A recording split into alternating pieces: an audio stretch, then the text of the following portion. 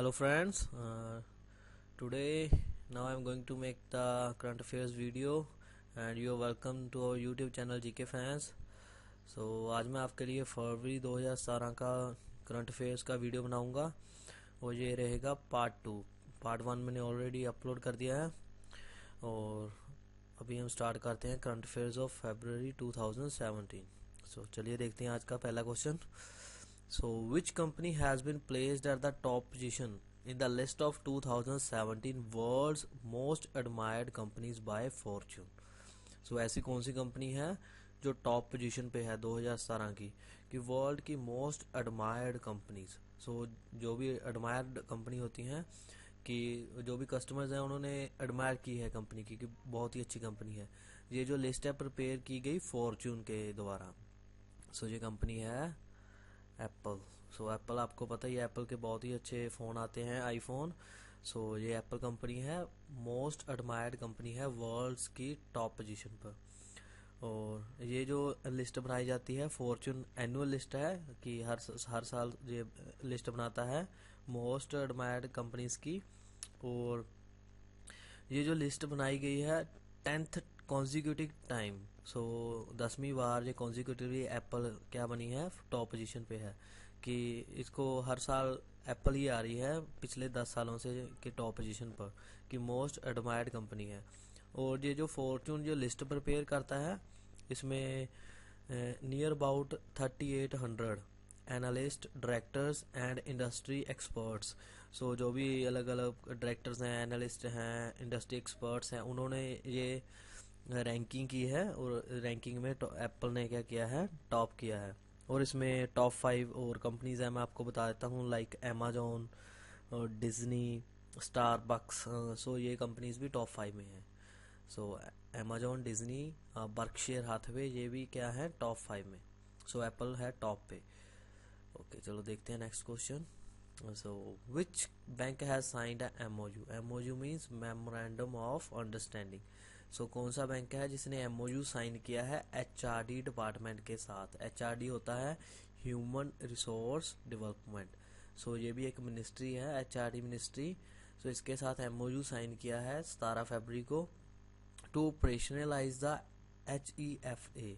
HEFA means higher education financing agency. So ऐसा कौन सा बैंक है जिसने एचआरडी के साथ एमओयू साइन किया है ऑपरेशनलाइज करने के लिए हायर एजुकेशन फाइनेंसिंग एजेंसी.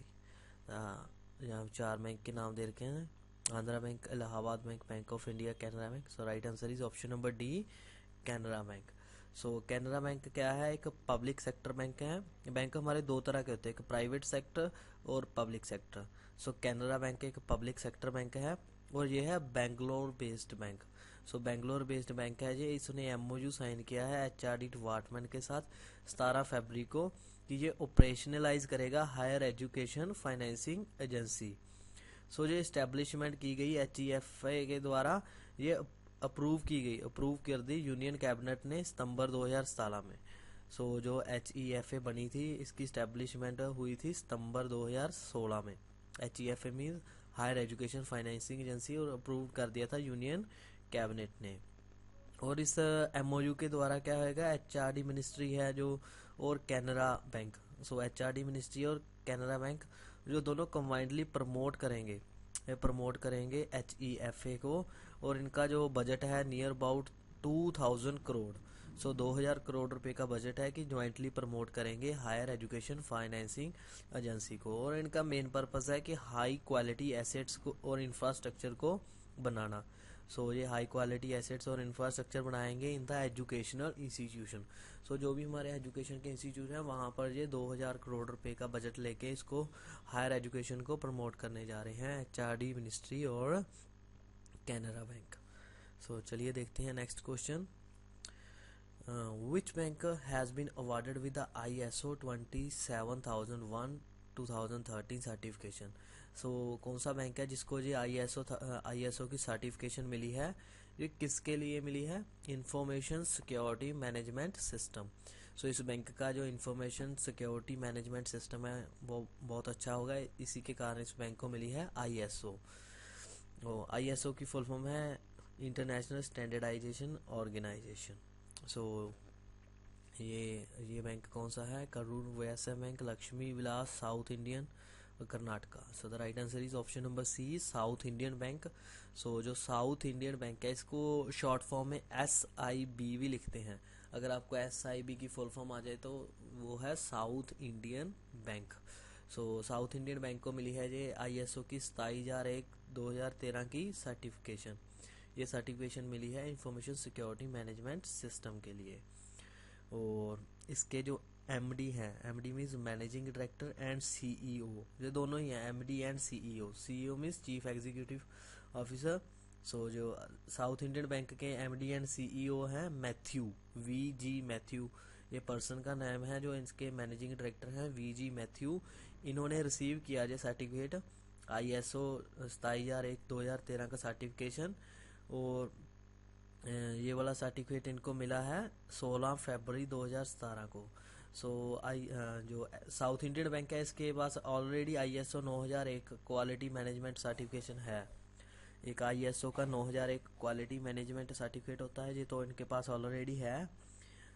और अभी मिला है इनको new ISO certification south Indian bank को। ये वाला क्वेश्चन बैंकिंग के लिए बहुत इंपॉर्टेंट है। सो साउथ इंडियन बैंक को मिला है ये ISO का सर्टिफिकेशन।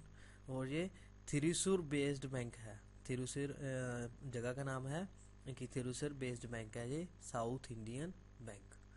चलिए देखते हैं next question. So which payment and technology firm has collaborated with Airtel payments bank? So Airtel ने अभी रिसेंटली लॉन्च किया है एयरटेल पेमेंट्स बैंक। सो ऐसी कौन सा टेक्नोलॉजी फर्म है जिसने कोलैबोरेशन कर ली है एयरटेल पेमेंट्स बैंक के लिए कि वो एयरटेल को प्रोवाइड करेगा payment processing solution for banking services. So Airtel भी अपना इंटरेस्ट दिखा रहा है बैंकिंग की ओर। सो किसके साथ इन्होंने टाई अप किया है फॉर बैंकिंग सर्विसेज?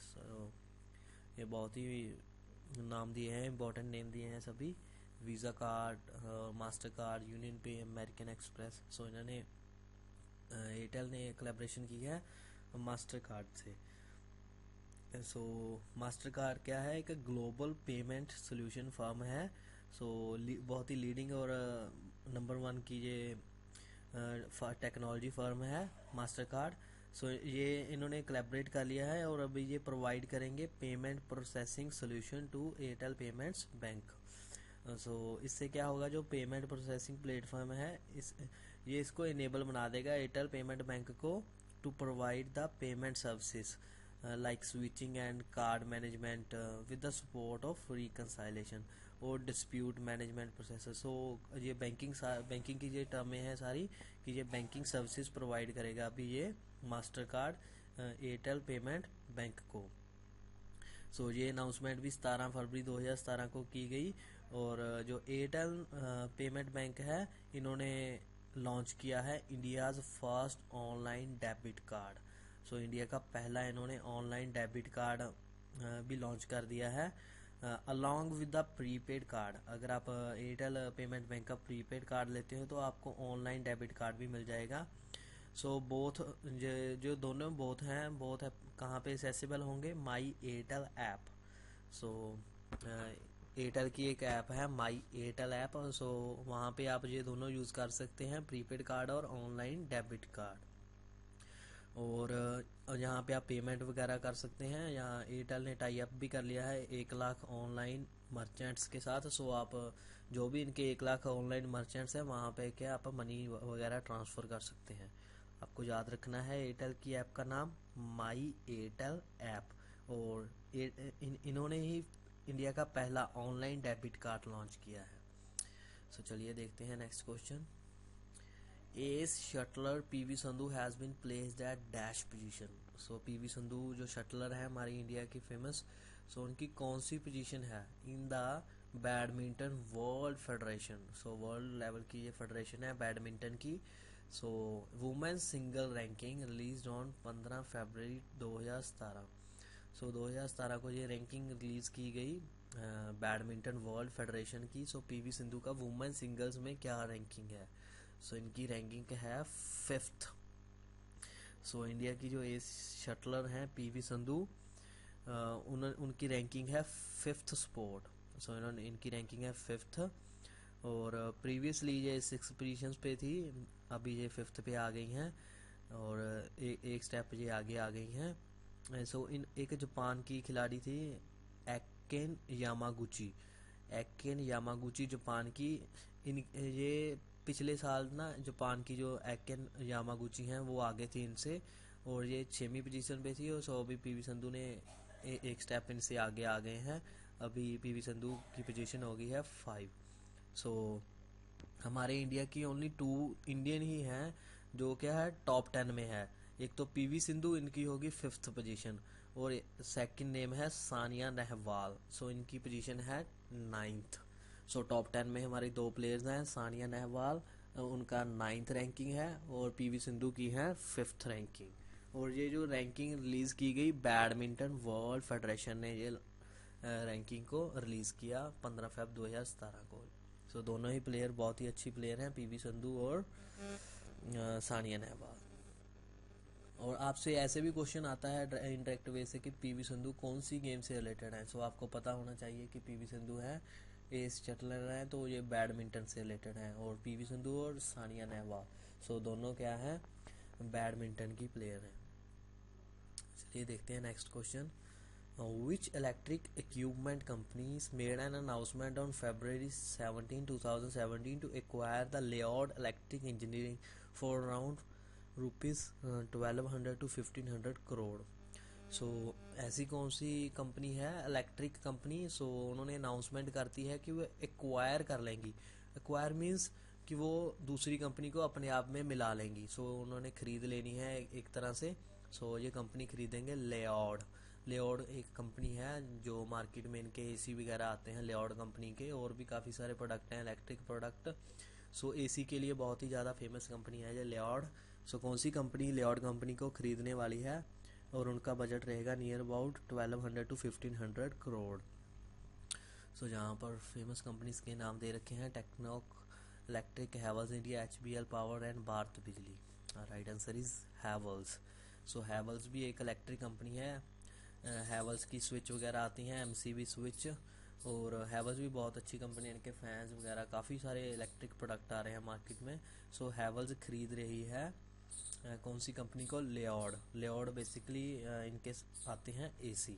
सो 1200 से 1500 करोड़ रुपए में इसको खरीद लेगी। चलो देखते हैं next question. Who has been appointed as the executive director of the Indian Overseas Bank. So Indian Overseas Bank के कौन से एग्जीक्यूटिव डायरेक्टर बनाए गए हैं।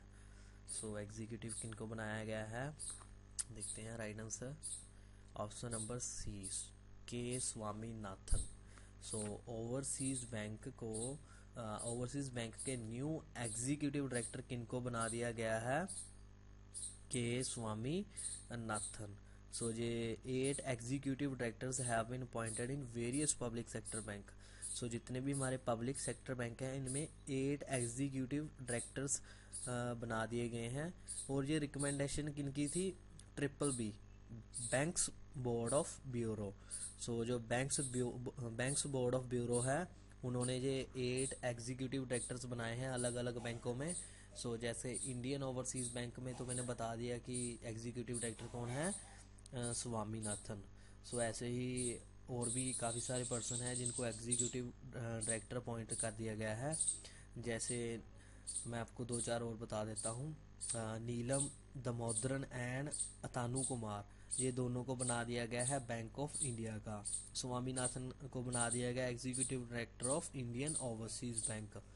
और नेक्स्ट है अशोक कुमार प्रधान। अशोक कुमार प्रधान जी को बना दिया गया है executive director of United bank of India. So United bank of India का बना दिया गया है अशोक कुमार प्रधान जी को। और नेक्स्ट नाम आ रहा है रामा मूर्ति। सो रामा मूर्ति को एग्जीक्यूटिव डायरेक्टर बना दिया है सेंट्रल बैंक ऑफ इंडिया का। सो ऐसे ही 8 पर्सन है जिनको बना दिया गया एग्जीक्यूटिव डायरेक्टर। सो आपको ये वाला याद रखना है, ये वाला बहुत ज़्यादा इंपॉर्टेंट है। इंडियन ओवरसीज बैंक का एग्जीक्यूटिव डायरेक्टर किसको बना दिया गया है, के स्वामीनाथन। एक नाम और मैं बता देता हूँ आपको, इलाहाबाद बैंक का। सो इलाहाबाद बैंक में एग्जीक्यूटिव डायरेक्टर बना दिया गया है हरिशंकर जी को। सो हरिशंकर जी को बना दिया गया है इलाहाबाद का एग्जीक्यूटिव डायरेक्टर। और जो ये एग्जीक्यूटिव डायरेक्टर है, ऐसे भी पूछ लेते हैं कि इनकी अपॉइंटमेंट कौन करता है। सो इनकी अपॉइंटमेंट करता है बैंक्स बोर्ड ब्यूरो। सो इन्हीं की रिकमेंडेशन के साथ ये पब्लिक सेक्टर बैंक्स में एग्जीक्यूटिव डायरेक्टर बना दिए जाते हैं। सो चलिए देखते हैं next question. Which bank has won the 2017 national MSME excellence award on February 10, 2017। सो कौन सा बैंक है जिसको नेशनल MSME एक्सीलेंस अवार्ड मिला है। सो मैं पहले आपको MSME की फुल फॉर्म बता देता हूँ, micro small and medium enterprise. So ये है इसकी full form, micro small and medium enterprise. So कौन सा बैंक है जिसको MSME एक्सीलेंस अवार्ड मिला है। Right answer is option number B, Corporation Bank. So Corporation Bank कौन सा बैंक है, ये Mangalore based public sector bank है। ये भी पब्लिक सेक्टर बैंक है, Corporation Bank, and it is a Mangalore based. It means कि इसका हेडक्वार्टर कहाँ पे है, मैंगलोर में। सो इसको 2017 का, कॉरपोरेशन बैंक को 2017 का नेशनल MSME एक्सीलेंस अवार्ड मिल गया है 10 फरवरी 2017 को। और ये फंक्शन कहाँ पे हुआ था जहाँ पे इसको MSME अवार्ड दिया गया, न्यू दिल्ली में। सो इसके जनरल मैनेजर हैं जो DV सुब्रमण्य वर्मा। सो सुब्रमण्य वर्मा जी इसके जनरल मैनेजर हैं कॉरपोरेशन बैंक के, सुब्रमण्य वर्मा। सो इन्हीं को ये अवार्ड दिया गया, MSME एक्सीलेंस अवार्ड। और ये अवार्ड दिया किसने, union minister of state for MSME हरी भाई चौधरी। सो हरी भाई चौधरी क्या है, union minister of state MSME के यूनियन मिनिस्टर ऑफ स्टेट है, इन्होंने ये अवार्ड दिया। और ये अवार्ड देता कौन है, ये देता है federation of industry trade and services. So एक ऑर्गेनाइजेशन है ये, federation of industry trade and services, ये देती है हर साल ये अवार्ड, MSME एक्सीलेंस अवार्ड। आपको जस्ट याद रखना है कि ये किसको मिला है, ये वाला बहुत ही ज़्यादा इंपॉर्टेंट है कि किसको मिला है national MSME award, corporation bank. अगर कॉरपोरेशन बैंक कहाँ का बैंक है, ये Mangalore, it's a Mangalore based bank. And corporation bank private bank है या पब्लिक, सो ये है पब्लिक सेक्टर बैंक। और इसके मैनेजर कौन है, DV सुब्रमण्य वर्मा जी। सो चलिए देखते हैं नेक्स्ट क्वेश्चन। एक ये वाला क्वेश्चन बहुत ही ज़्यादा इंपॉर्टेंट रहेगा, किसी भी एग्जाम में आ सकता है ये, ग्लोबल इन्वेस्टर समिट। सो एक समिट होके हटा है अभी अभी रिसेंटली, ग्लोबल इन्वेस्टर्स समिट, सो 2017 का। सो ये कहाँ पे हुआ, इन which city of Jharkhand. So Jharkhand की आपको कैपिटल पता ही है, सो इसकी कैपिटल है रांची। सो ये रांची में हुआ ये ग्लोबल इन्वेस्टर समिट। ये वाला क्वेश्चन बहुत ही ज़्यादा इंपॉर्टेंट है। सो अगर आपको इनडायरेक्ट वे में ऐसे भी पूछ लें कि इंडिपेंडेंट क्वेश्चन बन जाता है कि झारखंड की कैपिटल कौन है, रांची। सो झारखंड की रांची में हुआ ये समिट, ये 2 दिन का समिट था, ग्लोबल इन्वेस्टर समिट। सो वहाँ पे एक खेल गांव एक जगह का नाम है रांची में, वहाँ पे हुआ था ये समिट 16 फरवरी से 17 फरवरी 2 दिन हुआ ये। और इसका ब्रांड नेम रखा गया मोमेंटम झारखंड। सो अगर आपसे पूछ लेते हैं कि इसका ब्रांड नेम क्या था, मोमेंटम ऑफ झारखंड। सो इसका एम क्या है, इसका एम था basically to promote the industrial activity in Jharkhand, कि झारखंड में जो भी इंडस्ट्रियल एक्टिविटीज़ हैं उनको प्रमोट किया जाए। और स्टेट में क्या है, इन्वेस्टमेंट, इसको प्राइम इन्वेस्टमेंट डेस्टिनेशन बनाया जाए ईस्टर्न इंडिया का। सो आपको पता ही है जो ईस्टर्न स्टेट है हमारी इंडिया की, सो इसको क्या बनाया जाए, इन्वेस्टमेंट डेस्टिनेशन स्टेट। सो ये समिट है, ऑर्गेनाइज किसने किया, इनॉग्रेट किसने किया, हमारे फाइनेंस मिनिस्टर जी ने किया। सो अभी आपको बताना है कौन है हमारे फाइनेंस मिनिस्टर। सो ये है हमारे अरुण जेटली जी। सो अरुण जेटली जी ने हमारा ये समिट क्या है, 2 दिन का समिट रांची में करवाया, खेला गांव में। सो इसको हमारे प्राइम मिनिस्टर जी हैं नरेंद्र मोदी जी, उन्होंने भी इस समिट को एड्रेस किया, पर वो खुद वहाँ पर नहीं गए थे। ये जो इन्होंने कैसे एड्रेस किया, ये किया वीडियो कॉन्फ्रेंस के थ्रू। सो जब इसकी इनॉग्रेशन हो रही थी तो वीडियो कॉन्फ्रेंस के थ्रू नरेंद्र मोदी जी ने इसको एड्रेस भी किया। और ये वाला क्वेश्चन बहुत ही ज़्यादा इंपॉर्टेंट है, कोई भी क्वेश्चन निकल के आ सकता है इसमें से। सो जैसे पूछ सकते हैं कि कहाँ पे हुआ, रांची में। अगर एग्जैक्ट प्लेस पूछ ले तो खेल गांव। और किसने ये इनोग्रेट किया, अरुण जेटली जी, हमारे फाइनेंस मिनिस्टर। और प्राइम मिनिस्टर नरेंद्र मोदी जी ने वीडियो कॉन्फ्रेंस के थ्रू इसको एड्रेस किया। उसका ब्रांड नेम है मोमेंटम झारखंड। और इसमें क्या हुआ है, एमओयू साइन किए गए हैं काफ़ी सारे डिपार्टमेंट्स के, झारखंड के जो जितने भी गवर्नमेंट डिपार्टमेंट हैं उसकी वर्थ होगी नियर अबाउट 3 लाख करोड़। सो 3 लाख करोड़ के नियर अबाउट रुपीस के जो गवर्नमेंट के इनके डिपार्टमेंट है, 3 लाख रुपीस 3 लाख करोड़ रुपीस के एमओयू साइन किए गए डिफरेंट डिफरेंट कंपनीज के साथ। कि जैसे वो एमओयू साइन किए कि वो कंपनीज हैं जहाँ पे पैसा इन्वेस्ट करेंगी। So near about 209 MOU. So MOU भी पूछ सकते हैं कि कितने एमओयू साइन हुए, 209। सो 209 ऐसे एमओयू साइन किए गए, ₹3 लाख करोड़। सो चलिए देखते हैं next question. Which renowned Hindi scholar has been named for 2016 Vyas Samman. So कौन से हिंदी स्कॉलर हैं जिनको मिला है व्यास सम्मान 2016 का। तो चलिए देखते हैं, सुरेंद्र वर्मा, विश्वनाथ त्रिपाठी, कमल किशोर गोयनका और सुनीता जैन। सारे ही नेम आपने सुने होंगे। सो ये मिला है option number A, Surendra Verma. So Surendra Verma ji को मिला है 2016 का व्यास सम्मान। सो ये क्या होता है कि हिंदी लिटरेचर और प्ले राइट के लिए मिला है इनको, सुरेंद्र वर्मा जी को ये 2016 का व्यास सम्मान। किस किस किस नॉवल के लिए मिला है इनको। सो इनको मिला है काटना शम्मी का वृक्ष पद्म पंखुड़ी की धार से। सो इन्होंने एक नॉवल लिखा था, मैं नेम आपको दोबारा बता देता हूँ, काटना शम्मी का वृक्ष पद्म पंखुड़ी की धार से। सो इन्होंने ये नॉवल लिखा था, 2010 में ये पब्लिश हुआ था इनका ये नॉवल, इसी के लिए इनको मिला है ये व्यास सम्मान फॉर 2016।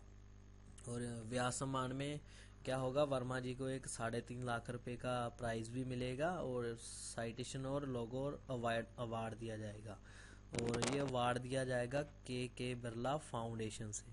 सो ये 3.5 लाख रुपए का अवार्ड और साथ में साइटेशन, लोगो और प्रेस्टिजियस अवार्ड कौन देगा इनको, के बिरला फाउंडेशन।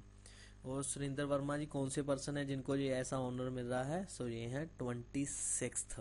सो ये 26वां अवार्ड है जो इनको सुरेंद्र वर्मा जी को मिल रहा है व्यास सम्मान 2016। और नॉवल जरूर पूछ सकते हैं, नॉवल का नाम मैं एक बार और बता देता हूँ कि कौन सी नॉवल है इनको मिला है, काटना शम्मी का वृक्ष पद्म पंखुड़ी की धार से। चलिए देखते हैं next question. Malaysia based Air Asia. So यहाँ से ये क्वेश्चन निकल आता है कि एयर एशिया जो एयरलाइन है वो कौन सी कंट्री की है। तो ये है मलेशिया बेस्ड। सो मलेशिया एक कंट्री का नेम है। सो वहाँ की है ये एयर एशिया। देखिए आप बोलने में भी सेम लग रहा है, मलेशिया एयर एशिया। सो एयर एशिया क्या है, मलेशिया बेस्ड है।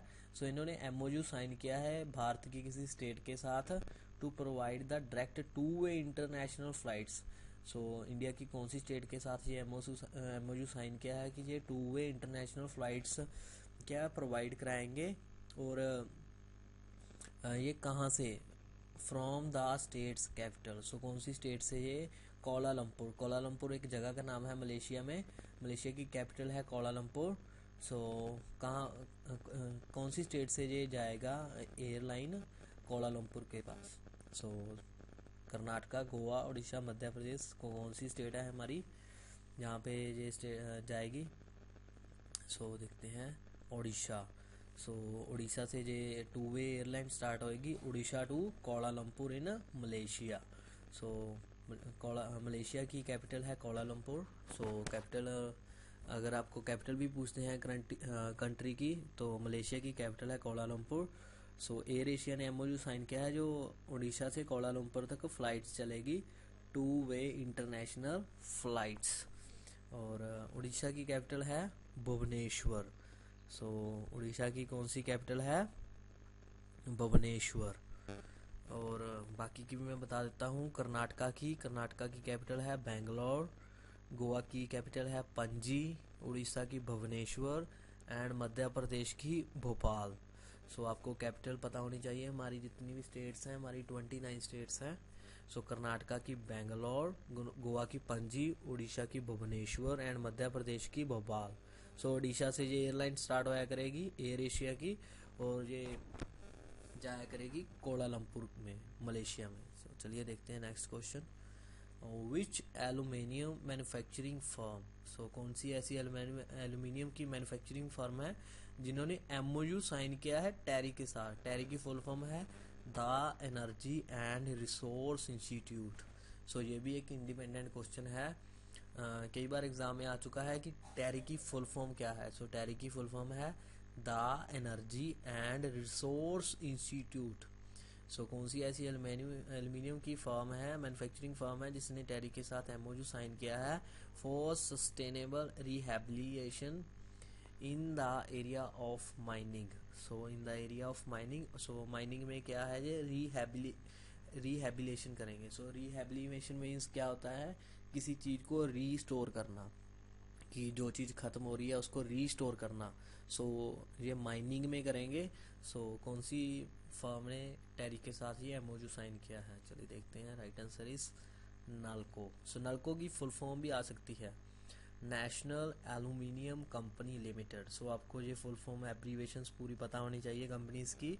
टैरी की मैंने आपको बताई दी, the energy and resource institute, and जो नेक्स्ट है एल्यूमिनियम फर्म, ये है national aluminium company limited. So ये नेल्को की फुल फॉर्म है। सो नेल्को ने साइन कर लिया है एमओयू टैरी के साथ। सो ये एमओयू साइन किया गया न्यू दिल्ली में 16 फरवरी 2017 को। न्यू दिल्ली में नेल्को ने एमओयू साइन कर लिया टैरी के साथ, और इनका ये ऑब्जेक्टिव रहेगा कि ये रिहैबिलिटेशन करेंगे in the area of mining rehabilitation. So mining के एरिया में ये रिहैबिलिटेशन होगी, रिस्टोर करेंगे सारे को। और ये न्यू टेक्नोलॉजी और एजुकेशनल एक्टिविटीज़ क्या है करेंगे कि ये इसको इम्प्रूव कर सके माइनिंग रिहैबिलिटेशन को। सो ये जो स्टेप उठाया गया है, इनिशिएटिव उठाया गया है under the sustainable development framework, कि ये सस्टेनेबल डेवलपमेंट कर रहे हैं इंडिया में। सो आपको याद रखना है बस, टैरी ने एमओयू साइन किया है नेल्को के साथ। चलो देखते हैं next question. The national pension system, NPS की एब्रीवेशन अगर आपसे पूछ लेते हैं तो NPS means national pension system. इन्होंने लॉन्च किया है कौन से बैंक के साथ, has been launched by which bank on 16 Feb 2017 to provide the financial security in the form of pension to senior citizens. So कौन सा बैंक है, उन्होंने लॉन्च किया है कि ये पेंशन देंगे सीनियर सिटीजन्स को, फाइनेंशियल सिक्योरिटी देंगे कि इनको ये पेंशन मिलेगी सीनियर सिटीजन्स को। कौन सा बैंक है, सो जो जिन्होंने एनपीएस को लॉन्च किया है, नेशनल पेंशन सिस्टम। सो ये है Karnataka bank. So Karnataka is also a Mangaluru based bank. ये भी मैंगलुरु का बेस्ड बैंक है, बट कर्नाटका क्या है, प्राइवेट सेक्टर बैंक है। आपको ये याद रखना है, कर्नाटका एक प्राइवेट सेक्टर बैंक है, Karnataka bank limited. So it is a private bank and it is a Mangaluru based bank. So इसका हेडक्वार्टर कहाँ पे है, मैंगलुरु में। सो इन्होंने लॉन्च किया है NPS means national pension system. ये भी 16 फरवरी 2017 को किया गया। और इसका एम क्या है, इसका एम है to provide the financial security at old age. So ये फाइनेंशियल सिक्योरिटी प्रोवाइड करेंगे ओल्ड एज, जब ये कोई पर्सन ओल्ड एज हो जाते हैं, हमारे सीनियर सिटीजन होते हैं। सो ये कैसे ये सिक्योरिटी प्रोवाइड करेंगे कि ये रेगुलर इनकम देंगे in the form of pension. So जो भी हमारे सिटीजन जो हैं उनको इनकम देंगे in the form of pension. And under this scheme one can contribute to NPS. So ये क्या करेंगे कि जब कोई पर्सन कमा रहा है, सैलरी अपनी कमा रहा है, सो तब वो बंदा कंट्रीब्यूट कर सकता है एनपीएस में। तो कुछ भी, जैसे किसी की 10,000 सैलरी है तो 1,000 रुपया उसका 10% क्या है, सेविंग कर रहा है एनपीएस में। सो 10% जाता जाएगा। जब वो पर्सन रिटायर हो जाएगा, जब उसकी एज हो जाएगी 58 साल या 60 साल, तो उसको बाद क्या है, वही पैसा उसे पेंशन की फॉर्म में मिलेगा। इसको बोलते हैं national pension scheme. So Karnataka Bank ने ये स्टार्ट की है। तो देखते हैं next question. Government has increase the cash credit limit for MSME। So यहाँ पे MSME की फुल फॉर्म दे दी, micro small and medium enterprise. इसकी फुल फॉर्म भी काफ़ी बार पूछ लेते हैं। सो गवर्नमेंट ने लॉन्च इंक्रीज कर दी है credit limit for MSME from 20% turnover to %, to encourage them to conduct the transaction digitally. So government क्या कर रही है, इनकरेज कर रही है MSME को कि वो डिजिटली ट्रांजैक्शंस करे। सो इसीलिए उसने क्या कर दिया है कि टर्नओवर को इंक्रीज कर दिया गया, उसकी क्रेडिट लिमिट को। सो पहले थी ये 20%, अभी कितनी कर दी है, 30%। सो अभी उसने क्रेडिट लिमिट को इंक्रीज कर दिया है MSME को कि वो 20% ऑफ टर्नओवर को इंक्रीज कर दिया है। अभी कितनी बना दी गई है, 30% लिमिट। सो चलिए देखते हैं नेक्स्ट क्वेश्चन। सो ये क्वेश्चन रिपीट हो गया है, मैंने आपको ऑलरेडी बता ही दिया है। So how many MOU has been signed by Jharkhand. So Jharkhand की गवर्नमेंट ने कितने MOU साइन किए हैं। मैंने बताया था आपको कि ग्लोबल इन्वेस्टर समिट हुआ, जो ये 2 दिन का था, ग्लोबल इन्वेस्टर समिट। सो इसमें 209 क्या हुए थे, MOU साइन। सो इसकी वर्थ भी मैंने बता दी थी आपको, नियर अबाउट 3 लाख करोड़। सो 3 लाख करोड़ रुपए के इन्होंने क्या है, MOU साइन किए हैं डिफरेंट कंपनीज के साथ। और ये कहाँ पे हुआ था, झारखंड की कैपिटल रांची। और अगर जगह का नाम पूछ लें, एग्जैक्ट जगह का नाम था खेड़गांव। सो खेड़गांव इन रांची। सो रांची में है खेड़गांव, वहाँ पे हुआ, जो 2 दिन का समिट था। और इसको इनोग्रेट कराया था हमारे फाइनेंस मिनिस्टर ने, अरुण जेटली जी ने। और इसको एड्रेस किया हमारे प्राइम मिनिस्टर मोदी जी ने वीडियो कॉन्फ्रेंस के थ्रू। और चलिए देखते हैं next question. So which express train, कौन सी एक्सप्रेस ट्रेन को फ्लैग ऑफ किया गया गवर्नमेंट ऑफ इंडिया ने 17 फरवरी को। It is a 7 month journey. So एक न्यू ट्रेन को क्या है, फ्लैग ऑफ कर दिया है हमारी गवर्नमेंट ऑफ इंडिया ने 17 फरवरी को। सो ये क्या करेगी, 7 मंथ जर्नी है, ये 7 महीने की जर्नी है। और ये 68 स्टेशन को कवर करेगी। और ये स्प्रेड करेगी अवेयरनेस अबाउट क्लाइमेट चेंज। सो एक ट्रेन स्टार्ट की गई है, उसका नाम क्या है। सो ट्रेन का ओनली नेम ज़्यादा इम्पोर्टेंट है। सो नेम है science express climate action special. So पहले एक ट्रेन थी जिसका नाम था साइंस एक्सप्रेस। सो उसका नाम था ओनली साइंस एक्सप्रेस। उसको रीनेम कर दिया गया, उसका नेम चेंज करके क्या कर दिया गया है, science express climate action special. और ये जो ट्रेन को फ्लैग ऑफ कर दिया गया न्यू दिल्ली से इसको फ्लैग ऑफ कर दिया गया। और ये अभी 7 मंथ की जर्नी पे जा रही है ये ट्रेन। तो 7 मंथ जर्नी में ये 68 स्टेशन हैं जो हमारी कंट्री के, उसको कवर करेगी। जैसे अगरतला, लुम्बिनी। सो ऐसे 68 स्टेशंस को ये क्या है, कवर करेगी। और इसमें 16 कोच हैं। सो इसके डब्बे कितने हैं ट्रेन के, 16 डब्बे हैं। और 16 में से 3 डब्बे हैं जिसपे क्या है, सोलर पैनल्स लगे हुए हैं। सो जैसे 16 डब्बे हैं, सो 3 डब्बों के ऊपर छत पे उसके सोलर पैनल्स लगा दिए हैं उसके रूफ पे। और इस ट्रेन में क्या है, ये एग्जीबिशन करेगी। सो वहाँ के वो जो भी स्टूडेंट्स हैं या कोई और हैं तो विजिट कर सकते हैं ये एग्जीबिशन को। सो इसमें जो क्लाइमेट के लिए स्पेशली ये एग्जीबिशंस लगी हुई हैं। सो ट्रेन में क्या है, आप स्टूडेंट्स और आप कोई भी जाके इस ट्रेन की एग्जीबिशंस को देख सकते हैं। सो इस ट्रेन का नेम ही ज़्यादा इंपॉर्टेंट है, science express climate action special. So ये ट्रेन जो दिल्ली से फ्लैग ऑफ कर दी गई। सो चलिए देखते हैं next question. So scientist for the first time have developed the world's strongest material graphene using the natural material. So साइंटिस्टों ने पहली बार बना दिया है वर्ल्ड का strongest material graphene. So world का स्ट्रॉन्गेस्ट मटेरियल कौन सा है, ग्रेफाइन। किससे बनाया गया, कौन से नेचुरल मटेरियल से। So right answer is soybean, to make it commercially more viable.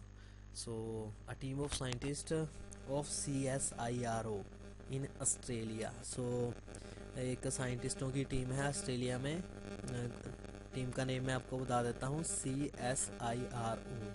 इसकी फुल फॉर्म है Commonwealth Scientific and Industrial Research Organisation.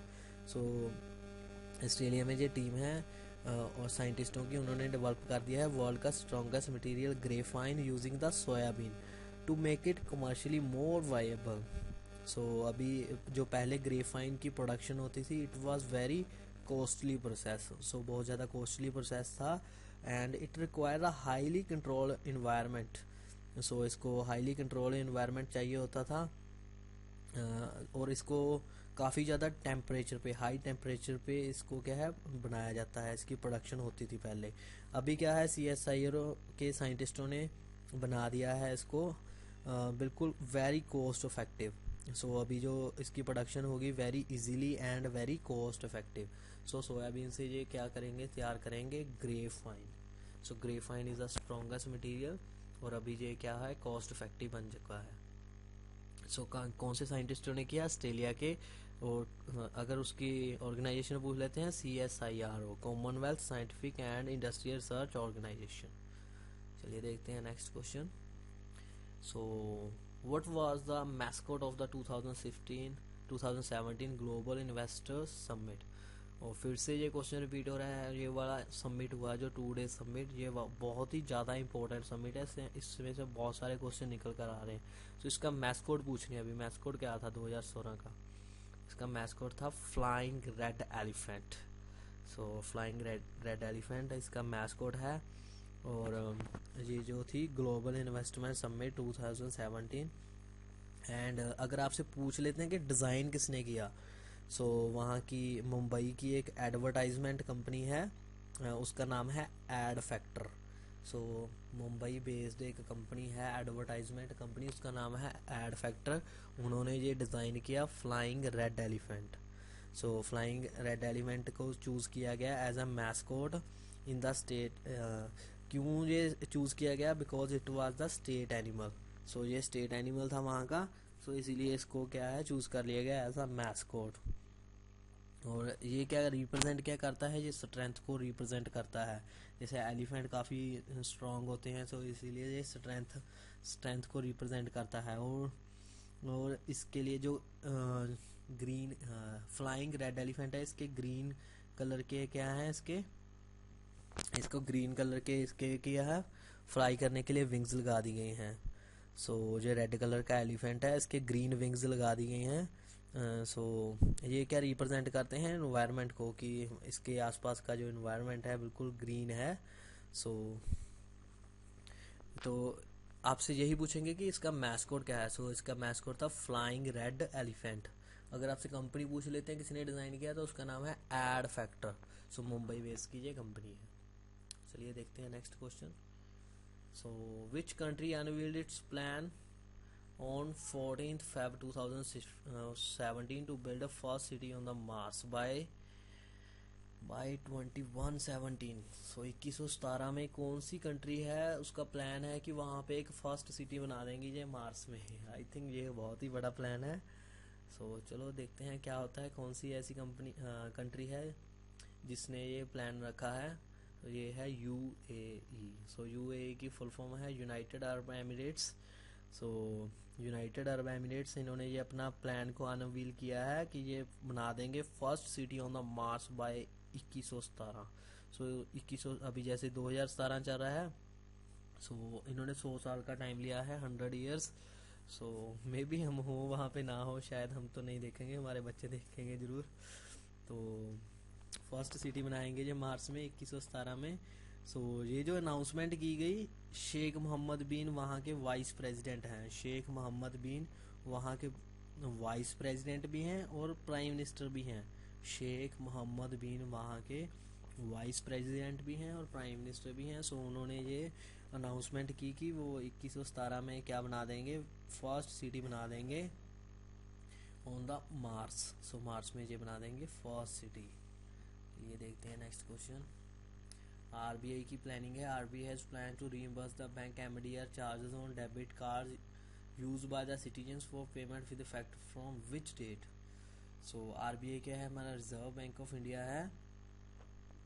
सो उन्होंने डिसाइड किया है कि ये रीइंबर्स कर देंगे बैंक मर्चेंट्स डिस्काउंट रेट। सो एमडीआर की फुल फॉर्म भी आ सकती है आपसे अगर आप बैंकिंग की तैयारी कर रहे हो, अगर एसबीआई पीओ की तैयारी कर रहे हो तो इसके लिए भी ये क्वेश्चन इंपॉर्टेंट है। सो एमडीआर की फुल फॉर्म पूछ सकते हैं। एमडीआर की फुल फॉर्म है मर्चेंट डिस्काउंट रेट। सो आरबीआई ने क्या डिसाइड किया है कि ये रीइंबर्स कर देंगे बैंक्स का MDR charges on debit card used by citizens for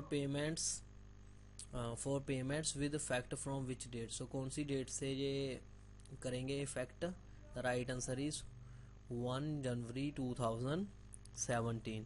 so 1 जनवरी 2017 से ये क्या कर देंगे? विद इफेक्ट कर देंगे। एमडीआर की फुल फॉर्म बहुत ही ज़्यादा इंपॉर्टेंट है, मर्चेंट डिस्काउंट रेट। चलिए देखते हैं नेक्स्ट क्वेश्चन।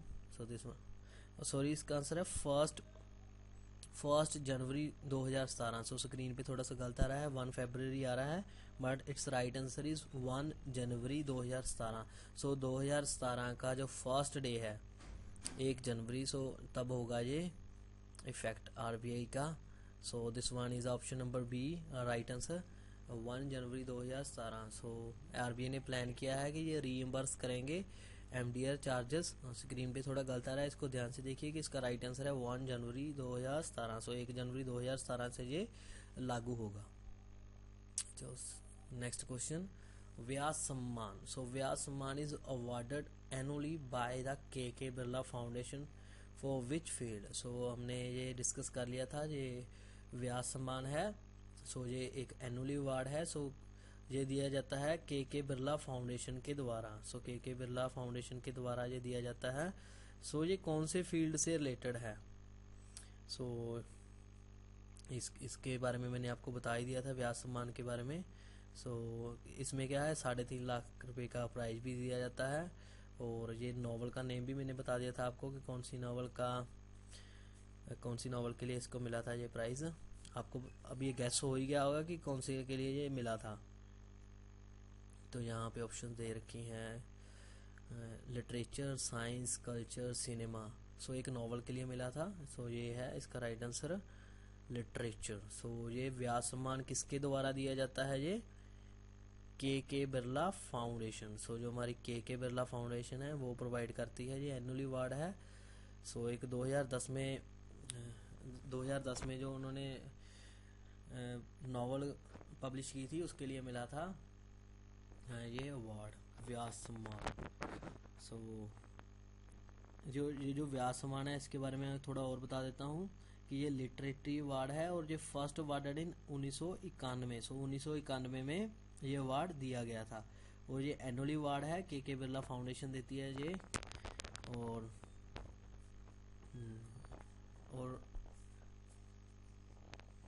और ये रिलेटेड है लिटरेचर से। सो व्यास सम्मान है लिटरेचर से। चलिए देखते हैं next question, what is the scientific name of soybean. So soybean अभी हमने डिस्कस किया था कि साइंटिस्ट हैं उन्होंने क्या ग्रेफाइन बना दिया है और स्ट्रॉन्गेस्ट मटेरियल बना दिया है सोयाबीन को यूज करके। सो उसका राइट आंसर क्या है कि साइंटिफिक नेम क्या है? इसका साइंटिफिक नेम है ग्लाइसिन मैक्स। सो सोयाबीन है, उसका साइंटिफिक नेम क्या है? Glycine max. सो कहाँ के थे ये साइंटिस्ट? ये ऑस्ट्रेलिया के साइंटिस्ट थे, CSIRO के। मैंने ऑलरेडी बता दिया आपको। सो उन्होंने बना दिया है world's strongest material graphene by using the natural material soybean. So soybean का साइंटिफिक नेम है glycine max. So thank you friends for watching our video. So हमारा ये यूट्यूब चैनल है जीके फैंस, जो आप स्क्रीन पे नेम देख रहे हैं। अगर आपको हमारी कोई भी वीडियो देखनी है तो यूट्यूब पे जाके आप ये नाम सर्च कर सकते हैं, जीके फैंस। सो हमारी सारी जितनी भी हमने वीडियोस अपलोड की हैं आप देख सकते हैं। और अगर आपको ये वीडियो अच्छा लगा तो लाइक ज़रूर कीजिएगा। और अगर आपको कोई स्पेशल वीडियो चाहिए और आपका कोई सजेशन है तो हमें कमेंट बॉक्स में नीचे लिखकर ज़रूर बता दीजिए।